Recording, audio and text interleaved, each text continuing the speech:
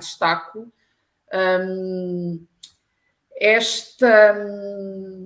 esta glorificação do passado criminoso português, com estes brasões, não é, que foram inaugurados esta semana ali na Praça do Império. Só o nome, não é? Só o nome também merecia uma reflexão, mas ainda que se mantenha esta terminologia, que ela não seja acompanhada de uma renovação de uma série de mensagens que nunca foram descontinuadas, portanto, por isso é que nós falamos de uma série de continuidades coloniais, e esta inauguração, para mim, não sei se estão recordados, mas nós chegamos aqui também a trazer este tema no lado negro, a propósito da polémica que surgiu sobre os brasões, que eram florais, portanto, e que traziam, isto tem que ver com a requalificação da Praça do Império. Havia um projeto, nesse projeto de requalificação, os brasões desapareciam. E houve um sururu, portanto, junto da franja saudosista da população, saudosista desses tempos imperiais, e que lançaram a tal petição contestando o desaparecimento, a retirada dos tais florais. Florais esses que, para quem não está contextualizado, têm a representação não só dos distritos de Portugal, mas também distritos de Portugal continental, as ilhas, e depois o que está ainda apresentado como províncias ultramarinas. Portanto, isto continua, portanto, estava até antes deste processo de requalificação, estava na forma dos florais, que, segundo aquilo que era relatado, eram muito dispendiosos em termos de manutenção, e também por isso já não faziam parte do tal projeto, porque eles, ao que se disse na altura, estavam ao abandono, não fazia sentido nenhum continuar. Quando isto se tornou público, conforme eu dizia, lançou-se a tal petição, que recolheu cerca de 15 mil assinaturas deste grupo, que é o Nova Portugalidade, uma coisa assim deste género. Com estas assinaturas, portanto, vejam, não é? Há petições que neste país, pelos vistos, conseguem ter este acolhimento, ao contrário de uma série de iniciativas que outros grupos de cidadãos têm levado a cabo, sem qualquer tipo de resultado. Esta produziu o efeito desejado. Aliás, foi melhor ainda do que, imagino, os peticionários esperariam, porque, ao contrário dos florais, não é, que se vão até deteriorando com a passagem do tempo e que têm uma série de desafios em termos de conservação, agora vamos criar aqui um eco, que está a ser, não sei como, mas resolveu-se gravar na pedra, não é? Portanto, agora temos pedra. Portanto, estes brasões são brasões que ficam até o regime, não é? Até o Estado decidir que já não faz sentido e então retirar, cobrir, tapar, o que for. E tudo isto, para mim, é profundamente problemático, não só o ato em si, de se gravar na pedra, não é? Esta coisa está ali, é exatamente a mensagem contundente a este ponto, que é o passado aqui de pedra e cal, não é? É como se estivéssemos a dizer exatamente isso. E eu destaquei aqui justamente as declarações do Presidente da República, portanto, que esteve lá na cerimónia da inauguração, tal como o Presidente da Câmara de Lisboa. E o Presidente da República disse o seguinte, entre uma série de outras coisas: a solução foi o compromisso de ficar em brasões, mas não os florais, porque eram difíceis de manter. Pronto. E havia dúvidas sobre a sustentabilidade. Estamos a descobrir que é uma solução que alarga o jardim, o número de bancos, a proximidade em relação à fonte, cria sombra e respeita a ideia que os meus antecessores em Belém sempre acharam muito bem, de, na Praça do Império, manter a tradição do Império. Isto foi dito pelo Presidente, 2023, não é? Agora, terça-feira passada, terça ou segunda-feira, já nem sei. Se eles acharam bem, termina Marcelo Rebelo de Sousa, quem sou eu para me opor? Portanto, isto é assim, portanto, à luz deste tipo de raciocínio, portanto, se os outros acharam bem escravizar pessoas, quem sou eu para me opor, não é? Posso atualmente fazer exatamente o mesmo. Para levar o absurdo, não é? O absurdo destas declarações ainda a uma outra escala de absurdo, poderíamos dizer uma coisa destas. E depois, o presidente da Câmara de Lisboa, portanto, Carlos Moedas, diz o seguinte: é respeitar o que foi a nossa história e olharmos com muito respeito e corrigir os erros do passado. Eu acho que é impossível olharmos para esta obra e não vermos como é tão bonita, tão única para a nossa cidade. Portanto, a parte do corrigir os erros do passado, eu não sei onde é que ela está, porque eu não a vi e continuo sem a ver, portanto, gostava que ela aparecesse. A notícia, estas declarações, eu estou a retirar de uma notícia que saiu no Público, mas isto depois andou por todos os meios de comunicação social. A questão é que eu gostava de ver uma sequência destas palavras, não é? Corrigir os erros do passado. Em que parte é que se está a corrigir? Não percebi. Portanto, também o artigo também não me trouxe esta resposta.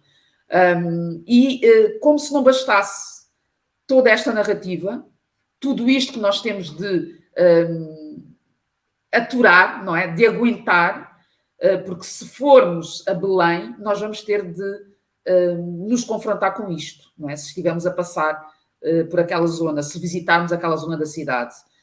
Como se não bastasse hoje um veículo que até apareceu aí na praça como sendo muito aliado da luta antirracista e de outras lutas, que é a Mensagem. Este veículo traz uma notícia que andou aí a circular hoje, eu só a vi já ao final do dia, em que se traz um trabalhador cabo-verdiano que foi a pessoa que esteve ali a trabalhar naquele brasão especificamente de Cabo Verde, pelo menos é assim que é apresentado na notícia, e que teve muito orgulho em realizar aquele trabalho. E isto é chamado para o título, não é? Como o cidadão cabo-verdiano revela o orgulho de trabalhar no brasão que está a gerar tanta contestação, não é? E isto é tão abjeto. Eu partilhei assim que vi a notícia e depois estava tão chocada de gerir aquilo. Felizmente, depois de ter lido esta notícia, cheguei às palavras do Apolo de Carvalho, que já tinha lido antes de eu chegar ao texto, e que, de forma muito assertiva e muito certeira, deu a sua interpretação, a sua leitura, que é uma leitura que eu subscrevo, que é justamente esta questão de fazer passar, mais uma vez, de aproveitamento do corpo negro, aproveitamento, manipulação, tantos problemas associados a esta notícia ter sido feita e ter sido publicada com o título que foi publicado. Todo o contexto da notícia é muito problemático. Isto faz-me lembrar, quando eu li, a sensação que eu fiquei foi, imaginando um caso de violência doméstica, em que nós sabemos que a pessoa já está ali há muitos anos naquela realidade, um contexto com estes contornos, a pessoa não conhece outra realidade que não aquela, confunde já a pancada com amor, porque não tem outra linguagem afetiva, e nós estamos, basicamente, era como se eu tendo conhecimento desta realidade, portanto, eu sei que aquilo é violência doméstica, não há dúvidas sobre isso, e o que é que eu vou fazer? Portanto, eu sei que o agressor vai fazer uma aproximação, como faz sempre, pede desculpas, mostra arrependimento, até oferece uns presentes. E o que é que eu vou fazer? Eu vou ouvir esta pessoa, a vítima, não é? E vou, tendo conhecimento de que a pessoa está completamente alienada, está completamente enredada em todas aquelas narrativas, não tem qualquer tipo de possibilidade de emancipação na realidade em que se encontra. E o que é que eu vou fazer? Vou lá pedir-lhe para falar sobre o agressor, para me explicar, para me falar do presente e para dizer ao mundo quão boa pessoa é o agressor. Portanto, para mim é uma comparação que obviamente pode soar absurda, mas foi exatamente a primeira coisa que me veio à cabeça, porque é absurdo a este ponto. E depois, pior ainda, é eu ver jornalistas deste veículo a partilharem aquilo, portanto, a irem comentar numa série de publicações que estão a trazer a temática dos brasões e a publicar isto como, olhem, mas está aqui outra perspectiva. Portanto, é bom olharmos também para outras perspectivas. Quando isto não se trata de uma nova perspectiva. Isto é a perspectiva de sempre, que é a perspectiva do opressor. Não há aqui outra narrativa envolvida. E partilho aqui este episódio em concreto associado à questão dos brasões para vos convidar a ir ler aquilo que o Apolo escreveu e também, se ainda não viram o texto, também acho que é importante que se leia, que se perceba estas distorções da realidade, de como é que estas narrativas e depois são fabricadas para servir justamente aquela que é a leitura que se quer enraizar, que se quer cristalizar. Acho que é mesmo importante que estejamos alertas, é mesmo importante que estejamos atentos, porque este veículo, a mensagem, é exatamente o mesmo veículo que foi premiado por ter um projeto com notícias escritas em crioulo de Cabo Verde. Portanto, estamos a falar do mesmo projeto. E a gravidade da situação, para mim, também vem desse lugar. Também vem desse lugar.